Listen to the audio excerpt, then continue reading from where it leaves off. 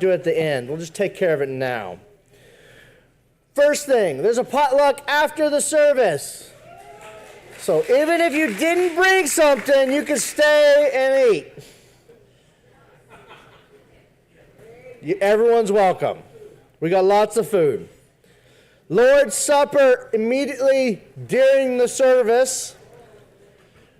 If you did not get a little cup with the Lord's communion in it, please raise your hand. We'll bring you one. We got a couple over here. Diana, we got a couple people needing some cups. Wow, women of worth. I know Angel wanted to say something real quick about this. Well, Pastor's already reminded you that it's this next Saturday, 5 o'clock. Now, you'll see up there it says Western theme. Now, the theme is Be Still and Know I Am God. But Miss Barbara has found a backdrop for a photo op. We always have a backdrop. You can get your gang together, take pictures. Want one of just yourself, that's fine. We'll be taking the pictures with your own cell phone. That way you have your picture take with you. So the photo op background is going to be right here. Sorry, Pastor. So if you have a cowgirl hat, cowgirl boots, wear them. Don't go out and buy something. If you just want to be casual or you want to, some ladies really use this as a gala and dress up. So whatever's comfortable for you, but it will be a Southwest background, which we're going to have a lot of fun. There's going to be fellowship and scripture and humorous stories, and we've got a video of a female comedian. She's Christian. And then don't forget the raffle. And I just had handed to me, well, earlier I had a secret raffle item given to me. And this one was just handed to me. John and Gay made this pillow, and you'll see it says, Be Still. So if you want a chance to take this home with you, then get your raffle tickets when you get here. So see you Saturday. God bless. Have a wonderful week. Wonderful, thank you. So if you haven't bought your ticket, see Angel. Last day to do so. All right, praise the Lord. We're changing clocks next Sunday. So don't forget. If you're watching us online, don't know why we're saying praise the Lord, because you're going to lose some sleep or gain out. We're thrilled to be back on the same time as Bullhead. I hate this 2 time zone thing. No. All right, Easter egg hunt and cookout is April 8th. Bring your candy in, bring your eggs in. If you would like to sign up and help out with that, there's a sign-up sheet on the back table, so don't forget to put your name on that if you're interested in helping. And don't forget to check the bulletin for more information. All right, we're going to go ahead and dismiss now, really early. If you're going to children's church, now is the time to do so, because we got a different service going on today. All right, so today we're celebrating Purim. Real quick, Purim is when the Jewish people celebrate the events that take place in the scroll of Esther. And so it's a book that we read. They read the book of Esther. Now, there's a couple of important things that we notice about Esther. One, God is not in Esther at all, though he's all over it. His name is not mentioned. It's one of the, you go read through it. There's no name God. There's no Elohim. There's no Yahweh. He's not in there. But his presence are all over, and we can celebrate his presence in our own lives even when we don't see his face, because he's working all around us. And so we remember this time of Purim. Purim is a time when a lot of people dress up in costumes. There's it's a influence on benevolence. So if you want to give your part of your tithe to the benevolence, please do so. That benevolence is when we give out to help people that are in need in the community and in the church. We also have a benevolence table back there that we put food on, and right now there's a whole bunch of dishes on it. So if you need some dishes, grab those dishes. Toiletries are always welcome as well. People need those as well. Now, some of you were given one of these when you walked in. During the book, there is a villain. Now, if you're not familiar with the book of Esther, there's a villain in the story. His name is Haman. And every time Haman is mentioned, we blot out his name from the ears of God. You drown it out. So I want to ask that everyone take place in this. It's fun, it's enjoyable, and it's a wonderful way to celebrate this book of reading. Now, before we actually start reading, I'm going to recite some prayers that we give before Purim. Praise are you, Lord God, ruler of the universe, who has sanctified our lives through his commandments, commanding us to read the scroll. Praised are you, Lord our God, ruler of the universe, who performed miracles for our ancestors in those days, in this season. Praised are you, Lord our God, ruler of the universe, for giving us life, for sustaining us, and for helping us reach this moment. All images you see today are given to us by Free Bible Images. I had to put that up there for legalities. All right. Let's begin with the reading of chapter 1.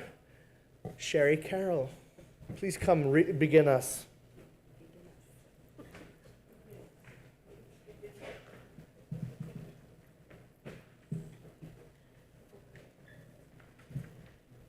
Move on this side. Queen Vashti disposed. This is what happened during the time of Xerxes. The Xerxes who ruled over 127 provinces stretching from India to Kush. At that time, King Xerxes resigned from his royal throne in citadel of Susa. And in the 3rd year of his reign, he gave a banquet for all his nobles and officials, the military leaders of Persia and Media. The princes and the nobles of the provinces were present.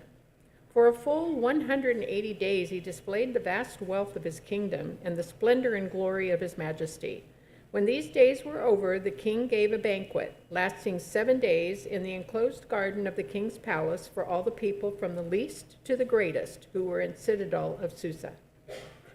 The garden had hangings of white and blue linen, fastened with cords of white linen and purple material to the silver rings on marble pillars. There were couches of gold and silver on mosaic pavement of porphyry, marble, mother of pearl, and other costly stones. Wine was served in goblets of gold, each one different from the other, and the royal wine was abundant, in keeping with the king's liberality. By the king's command, each guest was allowed to drink with no restrictions, for the king instructed all the wine stewards to serve each man what he wished. Queen Vashti also gave a banquet for the women in the royal palace of King Xerxes. On the 7th day, when King Xerxes was in high spirits from wine, he commanded the 7 eunuchs who served him, Buhuman, Bizra, Harbona, Bigtha, Abagtha, Zenthar, and Carcass, to bring before him Queen Vashti wearing her royal crown in order to display her beauty to the people and nobles, for she was lovely to look at. But when the attendants delivered the king's command, Queen Vashti refused to come. Then the king became furious and burned with anger.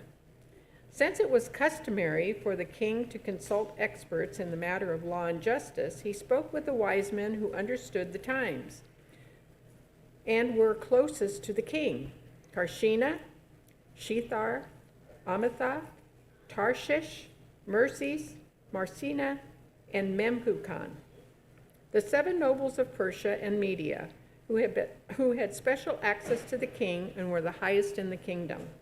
According to law, what must be done to Queen Vashti? He asked.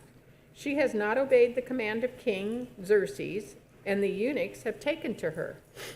When Memucan replied to the presence of the king and the nobles, Queen Vashti has done wrong, not only against the king, but also against all the nobles of all the peoples of all the provinces of King Xerxes. For the queen's conduct will become known to all women, and so will despise their husbands, and say, King Xerxes commanded Queen Vashti to brought before him, but she would not come. This very day, the Persian and Median women of nobility who have heard about the queen's conduct will respond to all the king's nobles in the same way. There will be no end of disrespect and discord. Therefore, if it pleases the king, let him issue a royal decree, and let it be written in the laws of Persia and Media, which cannot be repealed, that Vashti is never again to enter the presence of King Xerxes.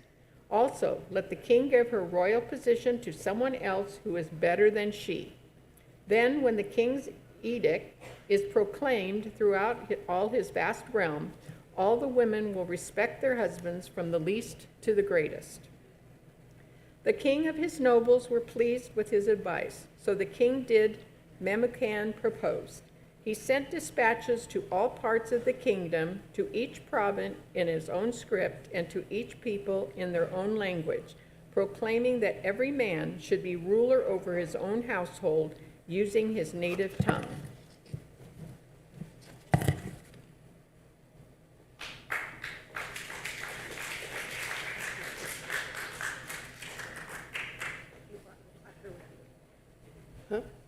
Oh, just in case. Okay, we're at chapter 2. Esther's made queen. Later, when King Xerxes' fury had subsided, he remembered Vashti and what she had done and what he had decreed about her. Then the king's personal attendants proposed, let a search be made for beautiful young virgins for the king. Let the king appoint commissioners in every province of his realm to bring all these beautiful women into the harem at the citadel of Susa. Let them be placed under the care of Haggai, the king's eunuch, who is in charge of the women, and let beauty treatments be given to them. Then the young woman who pleases the king be queen instead of Vashti. This advice appealed to the king, and he followed it. Now there was in the citadel of Susa a Jew of the tribe of Benjamin named Mordecai, son of Jair, the son of Shammai, the son of Kish, who had been carried into exile from Jerusalem by Nebuchadnezzar, king of Babylon. Among those taken captive was Jehoiachin, king of Judah. Mordecai had a cousin named Hadassah, whom he had brought up because she had neither father nor mother. This young woman, who was also known as Esther, had a lovely figure and was beautiful. Mordecai had taken her as his own daughter when her mother and father died. When the king's order and edict had been proclaimed, many young women were brought to the citadel at Susa and put under the care of Haggai. Esther also was taken to the king's palace and entrusted to Haggai, who had taken charge of the harem. She pleased him and won his favor. Immediately he provided her with beauty treatments and special food.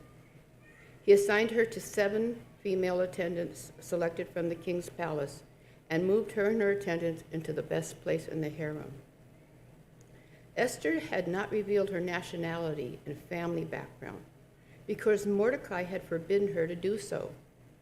Each day he walked back and forth near the courtyard of the harem to find out how Esther was and what was happening to her. Before a young woman's turn came to go into King Xerxes, she had to complete 12 months of beauty treatments prescribed for the women, 6 months with oil of myrrh and 6 with perfumes and cosmetics. and this is how she would go to the king. Anything she wanted was given her to take from the harem to the king's palace. In the evening, she would go there, and in the morning return to another part of the harem to the care of Shagaz, the king's eunuch who was in charge of the concubines.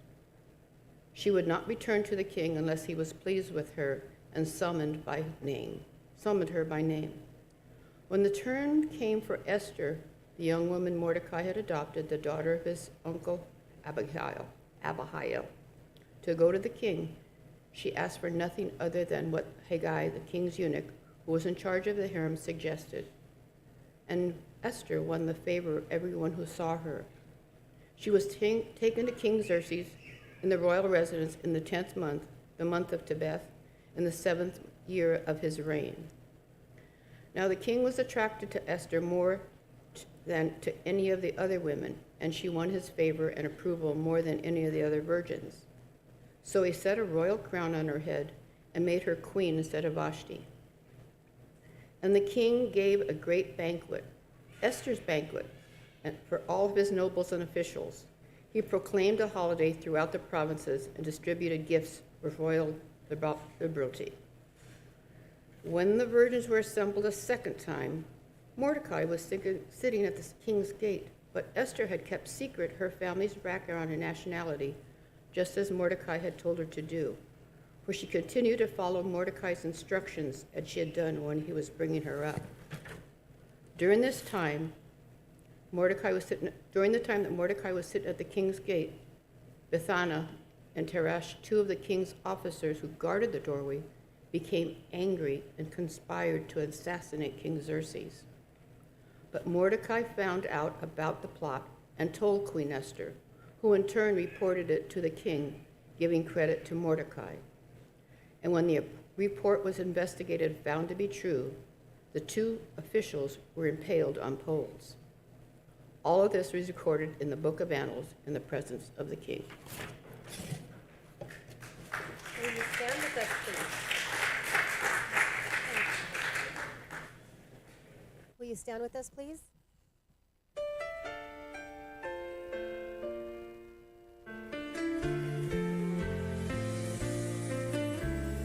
Now, all I have is now.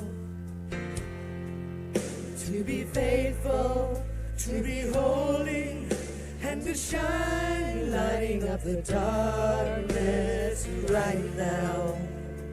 I really have no choice but to voice the truth to the nations, a generation looking for God. For such a time as this, I was placed upon the earth to hear the voice of God and do His will, whatever it is. For such a time as this, from now and all the days He gives, I am here, and I am His. For such a time as this.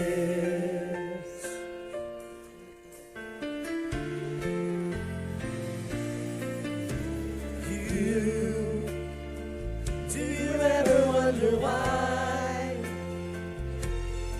Seems like the grass is always greener under everybody else's sky. But right here, for this time and place, you can live a mirror of His mercy, a forgiven image of grace. For such a time as this, I was placed upon the earth to hear the voice of God and do His will, whatever it is. For such a time as this, from now and all the days He gives, I am here, and I am His. For such a time as this. Can't change what's happened till now, but we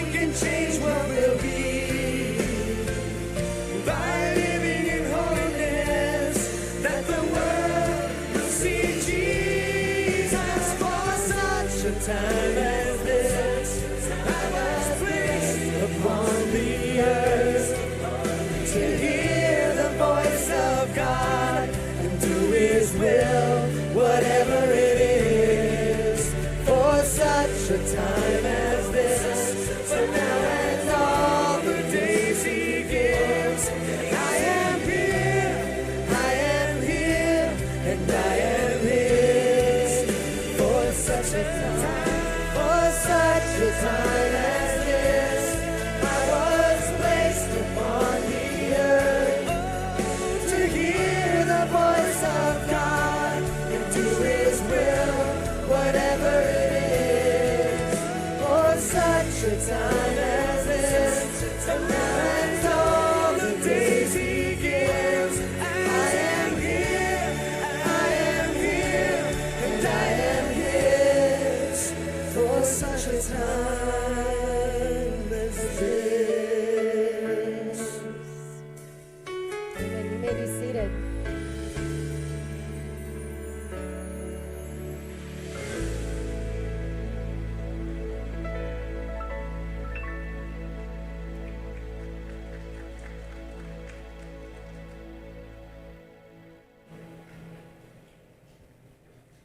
A reading from chapter 3, Haman's plot to destroy the Jews.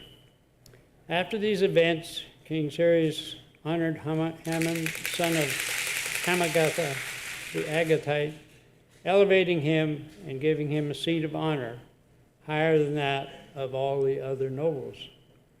All the royal officials at the king's gate knelt down and paid honor to Haman, for the king had commanded this concerning him. But Mordecai would not kneel down or pay him honor. Then the royal officials at the king's gate asked Mordecai, "Why do you disobey the king's command?" Day after day they spoke to him, but he refused to comply. Therefore they told Haman about it to see whether Mordecai's behavior would be tolerated, for he had told them he was a Jew. When Haman saw that Mordecai would not kneel down or pay him honor, he was enraged. Yet having learned who Mordecai's people were, he scorned the idea of killing only Mordecai. Instead, Haman looked for a way to destroy all Mordecai's people, the Jews, throughout the whole kingdom of Xerxes. In the 12th year of the king of Xerxes, and in the first month, the month of Nisan, the pure, that is, the lot, was cast in the presence of Haman to select a day and a month. And the lot fell on the 12th month in the month of Adar. Then Haman said to King Xerxes, "There is a certain people dispersed among the peoples in all the provinces of your kingdom who keep themselves separate. Their customs are different from those of all the other people. They do not obey the king's laws. It is not in the king's best interest to tolerate them. If it pleases the king, let a decree be issued to destroy them, and I will give 10,000 talents of silver to the king's administrator for his royal treasury." So the king took his signet ring from his finger and gave it to Haman, son of Hammedatha the Agagite, the enemy of the Jews. "Keep the money," the king said to Haman, "and do with the people as you please." Then on the 13th day of the month of the royal secretaries were summoned. They wrote out in the script of each province and in the language of each people of all Haman's orders to the king satraps, the governors of the various provinces, and the nobles of the various peoples. These were written in the name of King Xerxes himself and sealed with his own ring. Dispatches were sent by couriers to all the king's provinces with the order to destroy, kill, and annihilate all the Jews, young and old, women and children, on a single day, the 13th day of the 12th month, the month of Adar, and to plunder their goods. A copy of the text of the edict was to be issued as law in every province and made known to the people of every nationality so they would be ready for that day. The couriers went out, spurred on by the king's command, and the edict was issued in the citadel of Susa. The king and Haman sat down to drink, but the city of Susa was bewildered.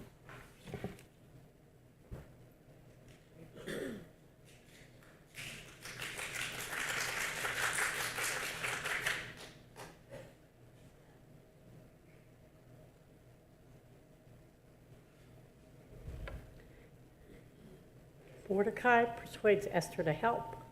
When Mordecai learned of all that had been done, he tore his clothes, put on a sackcloth and ashes, and went out into the city, wailing loudly and bitterly. But he only went as far as the king's gate, because no one clothed in sackcloth was allowed to enter it. In every province to which the and other order of the king came, there was great mourning among the Jews, with fasting, weeping, and wailing. Many lay in sackcloth and ashes. When Esther's eunuchs and female attendants came and told her about Mordecai, she was in great distress. She sent clothes for him to put on instead of his sackcloth, but he would not accept them. Then Esther summoned Hathach, one of the king's eunuchs assigned to attend her, and ordered him to find out what was troubling Mordecai and why. So Hathach went out with Mordecai in the open square of the city in front of the king's gate. Mordecai told him everything that had happened to him, including the exact amount of money Haman had promised to pay into the royal treasury for the destruction of the Jews. He also gave him a copy of the text of the edict for their annihilation, which had been published in Susa, to show to Esther and explain to her. And he told him to instruct her to go into the king's presence to beg for mercy and plead with him for her people. Hathach went back and reported to Esther what Mordecai had said. Then she instructed him to say to Mordecai, "All the king's officials and the people of the royal province know that for any man or woman who approaches the king in the inner court without being summoned to the king was but one law, that they be put to death unless the king extends the gold scepter to them and spares their lives. But 30 days have passed since I was called to go to the king." When Esther's words were reported to Mordecai, he sent back the answer, Do not think that because you are in the king's house, you alone of all the Jews will escape. For if you remain silent at this time, relief and deliverance for the Jews will arise from another place, but you and your father's family will perish. And who knows but that you have come to your royal position for such a time as this? Then Esther sent his reply to Mordecai, Go gather together all the Jews who are in Susa and fast for me. Do not eat or drink for 3 days, nights or day.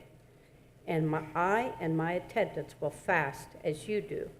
When this is done, I will go to the king, even though it is against the law, and if I perish, I perish. So Mordecai went away and carried all of Esther's instructions.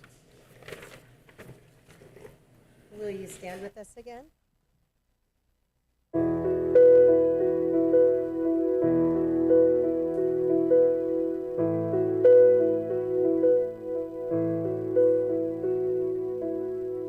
You hear me when I call. You are my morning song. Though darkness fills the night, it cannot hide the light. Whom shall I fear? You crush the enemy.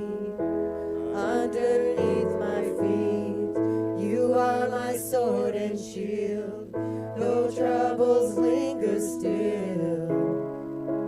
Whom shall I fear? I know who goes before me. I know who stands behind. The God of angel armies is always by my side. The one who reigns forever, he is a friend of mine.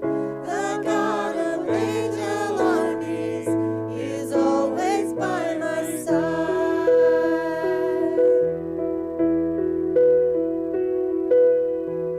My strength is in your name, for you alone can save. You will deliver me. Yours is the victory. Whom shall I fear? Whom shall I fear? I know who goes before me. I know who stands behind. The God of angel armies is always by my side. The one who reigns forever, he is a friend of mine. The God of angel armies is always by my side. And nothing formed against me shall stand. You hold the whole world in your hands. I'm holding on to your promises. You are faithful. You are faithful. And nothing formed against me shall stand. You hold the whole world in your hands. I'm holding on to your promises. You are faithful. You are faithful. You are faithful.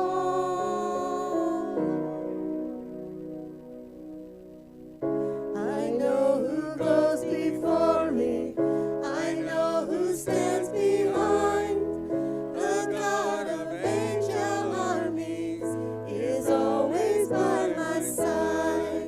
The one who reigns forever, he is a friend of mine. The God of angel armies is always by my side. I know who goes before me. I know who stands behind. The God of angel armies is always by my side. The one who reigns forever, he is a friend of mine. The God of angel armies is always by my side. The God of angel armies is always by my side. Amen. You may be seated.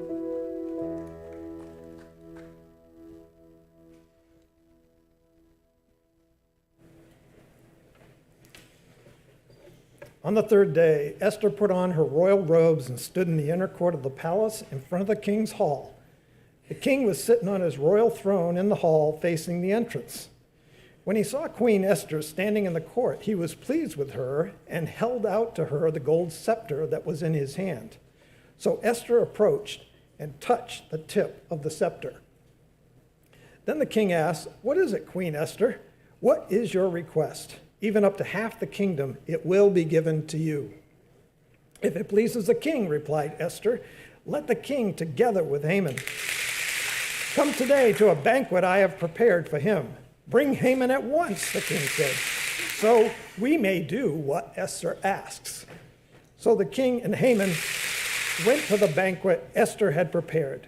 As they were drinking wine, the king again asked Esther, "Now what is your petition? It will be given to you.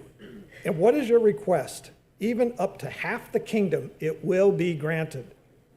Esther replied, "My petition and my request is this. If the king regards me with favor, and if it pleases the king to grant my petition and fulfill my request, let the king and Haman come tomorrow to the banquet and that I will prepare for them. Then I will answer the king's question.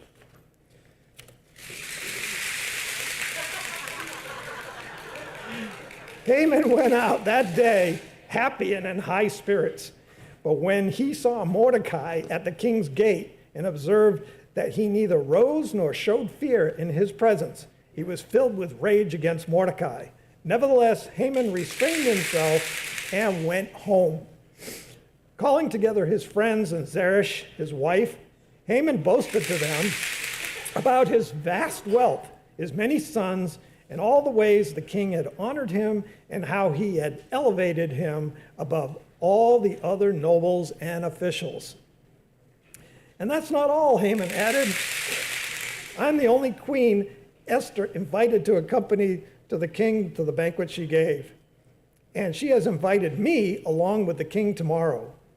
But all this gives me no satisfaction as long as I see that Jew, Mordecai, sitting at the king's gate. His wife Zeresh and all his friends said to him, have a pole set up, reaching up to 50 cubits, and ask the king in the morning to have Mordecai impaled on it. Then go with the king to the banquet and enjoy yourselves. Then the suggestion delighted Haman, and he had the pole set up.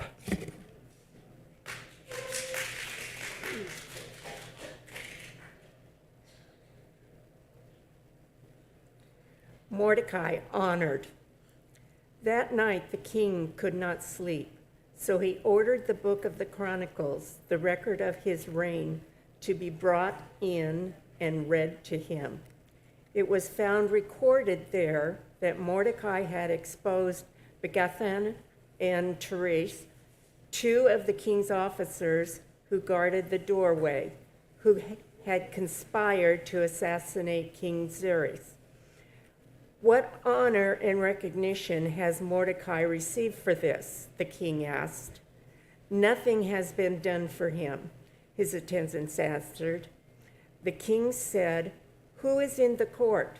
Now Haman had just entered the outer court of the palace to speak to the king about impaling Mordecai on the pole he had set up for him. His attendants answered, Haman is standing in the court. Bring him in, the king ordered. When Haman entered, the king asked him, what should be done for the man the king delights to honor? Now Haman thought to himself, who is there that the king would rather honor than me?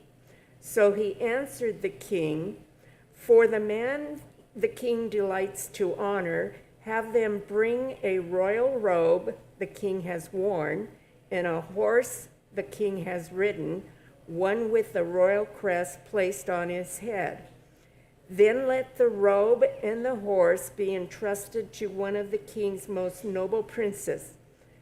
Let them robe the man the king delights to honor, and lead him on the horse through the city streets, proclaiming before him, this is what is done for the man the king delights to honor. Go at once, the king commanded to Haman. Get the robe and the horse and do just as you have suggested for Mordecai, the Jew, who sits at the king's gates. Do not neglect anything you have recommended. So Haman got the robe and the horse. He robed Mordecai and led him on horseback through the city streets, proclaiming before him, this is what is done for the man the king delights to honor. After Mordecai returned to the king's gate, but Haman rushed home and his head covered in grief. And he told Xerxes, his wife, and all of his friends everything that had happened to him. His advisors and his wife, Xerxes, said to him, "Since Mordecai before you, whom you downfall has started, is of Jewish origin, you cannot stand against him. You will surely come to ruin." While they were still talking with him, the king's eunuchs arrived and hurried Haman away to the banquet Esther had prepared.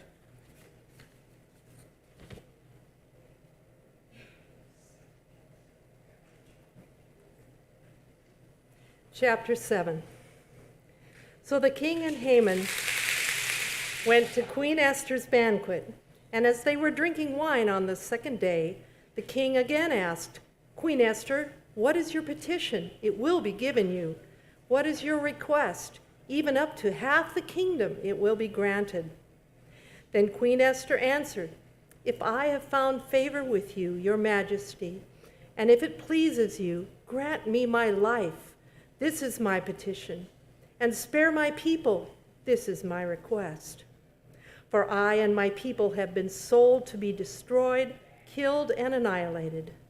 If we had merely been sold as male and female slaves, I would have kept quiet, because no such distress would justify disturbing the king." King Xerxes asked Queen Esther, "Who is he? Where is he, the man who has dared to do such a thing?" Esther said, "An adversary, an enemy, this vile Haman." Then Haman was terrified before the king and queen. The king got up in a rage, left his wine, and went out into the palace garden. But Haman, realizing that the king had already decided his fate, stayed behind to beg Queen Esther for his life. Just as the king returned from the palace garden to the banquet hall, Haman was falling on the couch where Esther was reclining. The king exclaimed, "Will he even molest the queen while she is with me in the house?" As soon as the word left the king's mouth, they covered Haman's face. Then Harbona, one of the eunuchs attending the king, said, "A pole reaching to the height of 50 cubits stands by Haman's house. He had it set up for Mordecai, who spoke up to help the king." The king said, "Impale him on it." So they impaled Haman on the pole he had set up for Mordecai. Then the king's fury subsided.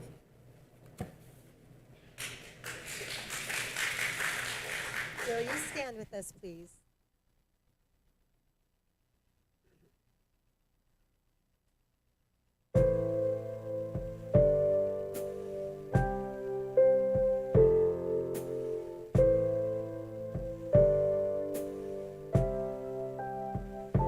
You unravel me with a melody. You surround me with a song of deliverance from my enemies, till all my fears are gone. I'm no longer a slave to fear. I am a child of God. I'm no longer a slave to fear. I am a child of God.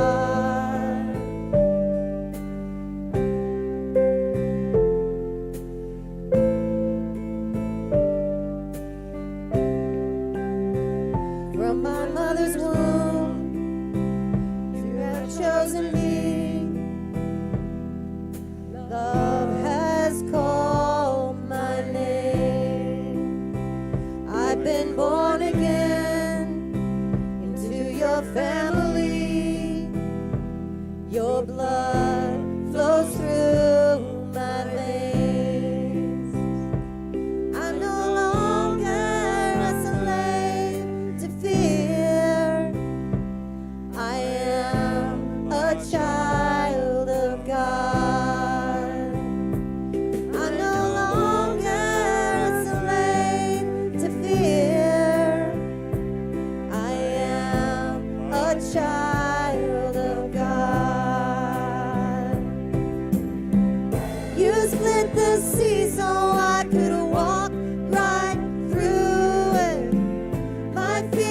are drowned in perfect love.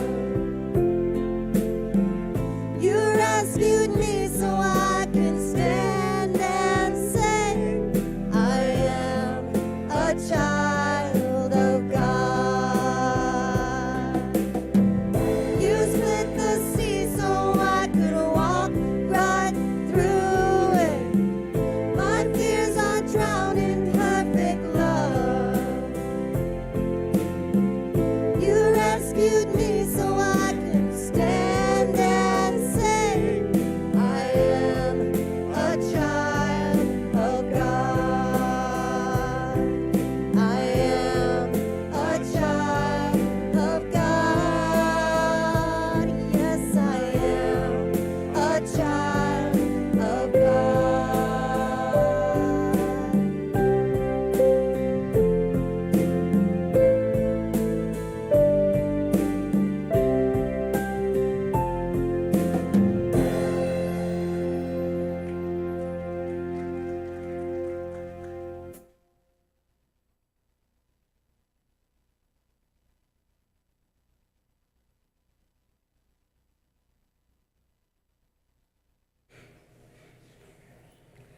Chapter 8, the king's edict on behalf of the Jews.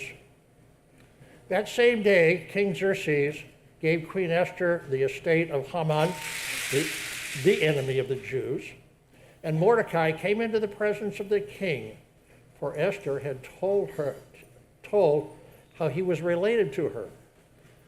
The king took off his signet ring, which he had reclaimed from Haman, and presented it to Mordecai, and Esther appointed him over Haman's estate. Esther again pleaded with the king, falling at his feet and weeping. She begged him to put an end to the evil plan of Haman the Agagite, which he had devised against the Jews. Then the king extended the golden scepter to Esther, and she rose and stood before him. If it pleases the king, and if he regards me with favor and thinks it is the right thing to do, and if he is pleased with me, let an order be written overruling the dispatches that Haman, son of Hammedatha, the Agagite, devised and wrote to destroy the Jews in all the king's provinces. For how can I bear to see the disaster fall on all my people? How can I bear to see the destruction of my family? King Xerxes replied to Queen Esther and to Mordecai the Jew, because Haman attacked the Jews, I have given his estate to Esther, and they have impaled him on the pole set up. Now write another decree in the king's name in behalf of the Jews, as seems best to you, and seal it with the king's signet ring. For no document written in the king's name and sealed with his ring can be revoked. And once the royal secretaries were summoned, and the 23rd day of the month of the third month, the month of Sivan, they wrote out Mordecai's orders to the Jews and the satraps, governors, and nobles of the 127 provinces stretching from India to Cush. These orders were written in the script of each province and the language of each people, and also to the Jews in their own script and language. Mordecai wrote in the name of King Xerxes, sealed dispatches with the king's signet ring, and sent them by mounted couriers who rode fast horses especially bred for the king. The king's edict granted the Jews in every city the right to assemble, to protect themselves, to destroy, kill, and annihilate the armed men of any nationality or province who might attack them and their women and children, and to plunder the property of their enemies. the day appointed for the Jews to do this.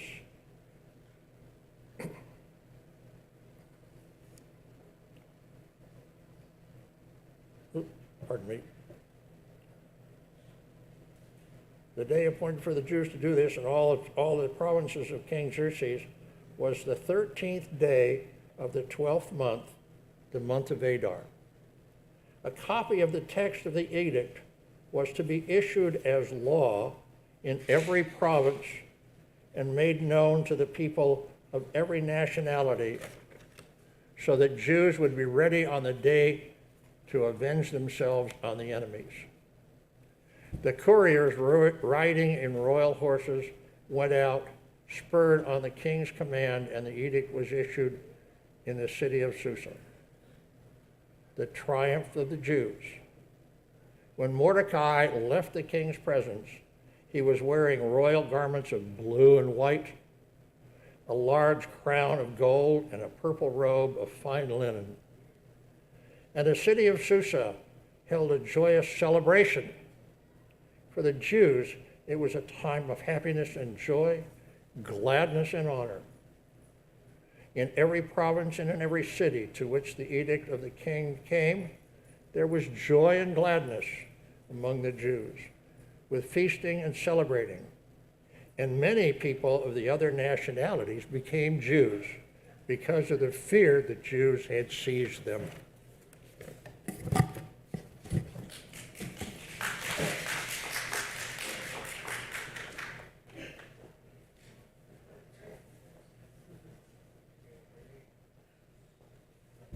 I don't know if I can read it. All that food is smelling. Oh. On the 13th day of the 12th month, the month of Adar, the edict commanded by the king was to be carried out. On this day, the enemies of the Jews had hoped to overpower them. But now the tables were turned, and the Jews got the upper hand over those who hated them. The Jews assembled in their cities in all the provinces of King Xerxes to attack those determined to destroy them. No one could stand against them because the people of all the other nationalities were afraid of them. And all the nobles of the province, the satraps and the governors and the king's administrators helped the Jews because fear of Mordecai had seized them. Mordecai was prominent in the palace. His reputation spread throughout the provinces, and he became more and more powerful. The Jews struck down all their enemies with the sword, killing and destroying them, and they did what they pleased to those who hated them. In the citadel of Susa, the Jews killed and destroyed 500 men, and they also killed Parshanda, can't get that one, Daphon, Espita, and Parata, and Adelia, Aridatha, Parmashta, and Arisa, what is that? Aridiah, and, y'all forgive me about them words, Bazatha, and 10 sons of Haman, son of Hammedatha, the enemy of the Jews, but they did not lay their hands on the plunder. The number of those killed in the citadel of Susa was reported to the king that same day. The king said to Queen Esther, "The Jews have killed and destroyed 500 men and 10 sons of Haman in the citadel of Susa. What have they done in the rest of the king's provinces? Now what is your petition? It will be given you. What is your request? It will also be granted." "If it pleases the king," Esther answered, "give the Jews in Susa permission to carry out this day's edict, tomorrow also, and let Haman's 10 sons be impaled on the poles." So the king commanded that this be done, and edict was issued in Susa, and they impaled the 10 sons of Haman. The Jews in Susa came together on the 14th day of the month of Adar, and they put to death in Susa 300 men, but they did not lay their hands on the plunder. Meanwhile, the remainder of the Jews who were in the king's province also assembled to protect themselves and get relief from their enemies. They killed 75,000 of them, but did not lay their hands on the plunder.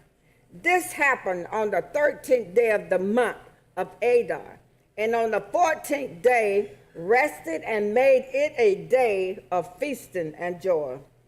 The Jews in Susa, however, had assembled on the 13th and 14th, and then on the 15th they rested and made it a day of feasting and joy. That is why rural Jews, those living in villages, observe the 14th of the month of Adar as a day of joy and feasting, a day for giving presents to each other.